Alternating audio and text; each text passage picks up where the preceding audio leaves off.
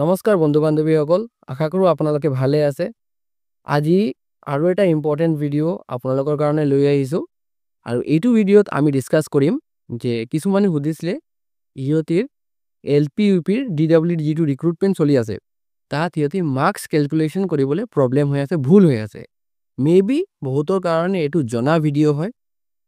বাট কিছুমানে আছে new candidate ইহঁতে মানে যিটো আমাৰ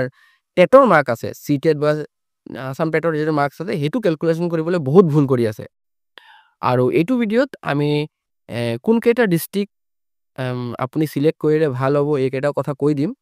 বাট মই জানো আপোনালোকে জানে যে ক'ত আপুনি নিজে এপ্লাই কৰিলে আপোনাৰ পোৱাৰ চান্সেছটো বহুত বেছি আছে বাট অলদো মই তথাপিও অলপ কৈ দিম আৰু মেইনলি আমি ফ'কাছ কৰিম এইটো ভিডিঅ'ত যে আমাৰ মাৰ্কছ কেলকুলেশ্যন প্ৰচেছটো কেনেকা হ'ব ঠিক আছে গাইজ তো বলক ভিডিঅ'টো আৰম্ভ কৰোঁ বাট ভিডিঅ'টো আৰম্ভ কৰাৰ আগত এটা সৰু ৰিকুৱেষ্ট যদি কোনোবা চেনেলত ফাৰ্ষ্ট টাইম মোৰ ভিডিঅ' চাই আছে এনেকুৱা মোৰ ইম্পৰ্টেণ্ট আপডেটছৰ কাৰণে চেনেলটোক ছাবস্ক্ৰাইব কৰি ল'বা ঠিক আছে চ' গাইজ ইয়াত আপুনি চাব পাৰিছে DW Assam L P P marks calculation process suppose a candidate naming মনীষৰ মাৰ্কছ কেনেকৈ কেলকুলেট কৰিম ধৰা সি হায়াৰ ছেকেণ্ডেৰীত পাইছে 60%, ডিগ্ৰীত পাইছে 75%, DLED বা BEdত পাইছে 70%। ওপৰৰ যে তিনিটা আছে HS ডিগ্ৰী আৰু DLED বা BEd ঠিক আছে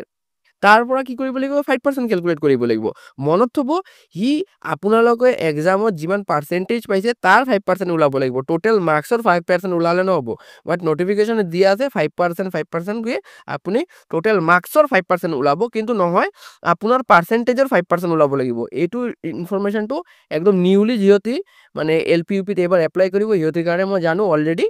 আগৰ কেণ্ডিডেটে জানে 60% পাইছিলে সি হায়াৰ ছেকেণ্ডেৰীত তাৰ 5% ওলাব 3 মাৰ্কছ হয় আপুনি কেলকুলেট কৰি চাব আপুনি আশা কৰোঁ আপোনালোকে এইবোৰ কেলকুলেশ্যন জানে ডিগ্ৰীত পাইছিলে 75% তাৰ 5% 3.75 আৰু BEd বা DLED ধৰক 70% পাইছিলে তাৰ 5% 3.50 মাৰ্কছ এতিয়া আমাৰ মেইন কথাটো হৈছে যিটো মানে কেণ্ডিডেটে নাজানে সেইটো হৈছে সিটেট বা টেটৰ ৰেজাল্ট কেনেকৈ মানে মাৰ্কশ্বিট মানে মাৰ্কছটো কেনেকৈ কেলকুলেট কৰে ধৰক সিটেট বা টেটত তাৰ টোটেল মাৰ্কছ আছিলে 105 মাৰ্কছ ঠিক আছে তো এতিয়া আপুনি জানে যে আমাৰ টোটেল মাৰ্কছ কিমান থাকে সিটেট বা টেটত তো 150 থাকে ধৰক তাৰ 100% ওলাইছোঁ আমি তো 105 টোটেল মাৰ্কছ বাই 150 ইনটু 100 কৰিছোঁ এতিয়া তাৰ কিমান পাৰ্চেণ্টেজ ওলাইছে পাৰ্চেণ্টেজত কনভাৰ্ট কৰি লৈছোঁ মানে তাৰ আপুনি যিমান মাৰ্কছ পাব সেইটোক মানে ইয়াত যে মাৰ্কছটো আছে এই মাৰ্কছটোক পাৰ্চেণ্টেজত কনভাৰ্ট কৰিব লাগিব তো পাৰ্চেণ্টেজত কনভাৰ্ট কৰিবৰ কাৰণে ওপৰত মাৰ্কছটো দিব তলত টোটেল মাৰ্কছ দিব পূৰণ কৰি দিব 100 দি তো 70% ওলাই গ'ল এতিয়া যে 70% যে ওলালে এই 70%টোৰ কেলকি আমি জানো টেট সিটেটত 80% কে কেলকুলেশ্যন কৰিব কৈছিলে তো এই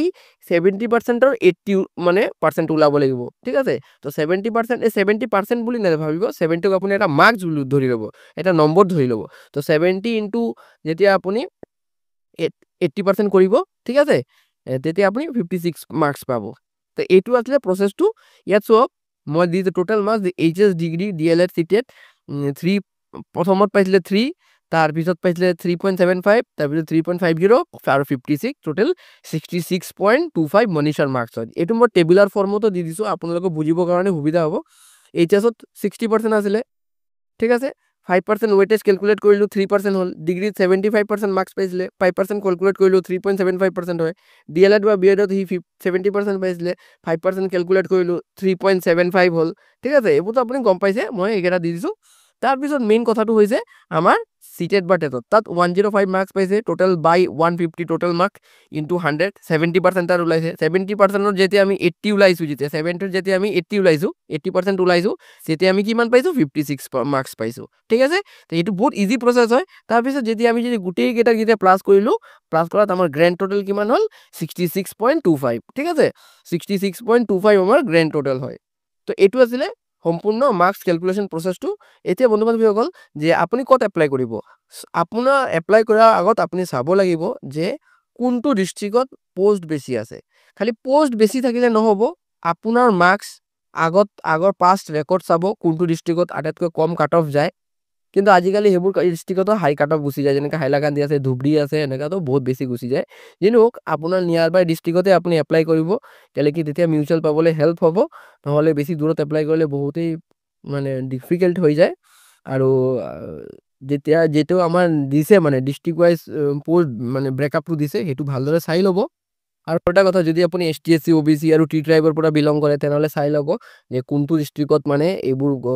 পোষ্ট বেছি আছে, ৰিজাৰ্ভেশ্যন বেছি আছে, তো সেইমতে আপোনাৰ সুবিধা নিচিনা যেনেকুৱা সুবিধা হয় আপুনি এপ্লাই কৰি দিব। তো ইমান বেছি ক'বলৈ নাই, মই জানো আপোনালোকে অলৰেডি বহুতকেইটা ভিডিঅ'ৰ পৰা এইটো আইডিয়া পাই গৈছে। মই অলপ পলিচিং কৰি দিলোঁ আৰু মেইনলি মাৰ্কছ কেলকুলেশ্যন প্ৰচেছটো মই দেখাই দিলোঁ। থেংকছ ফৰ ৱাচিং দ্য ভিডিঅ'।